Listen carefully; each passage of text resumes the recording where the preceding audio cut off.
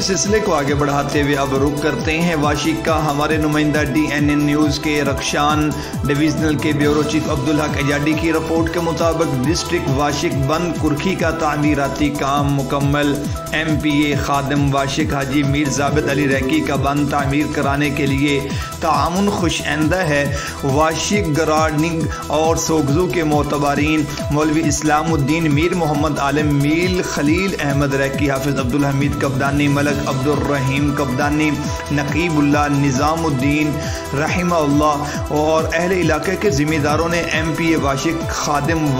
हाजी Mir Jabid Ali recce का बंद कुर्खी की तामीर पर दिली गहराइयों में शुक्रिया अदा करते हुए उसे इलाका दोस्ती अवामी मसाइल की हल की खसूसी दिलचस्पी करार देते हुए कहा है कि खादिम वाशिक हाजी मीर जाबिद अली रैकी ने अहले इलाका का दिल जीत लिया है। जी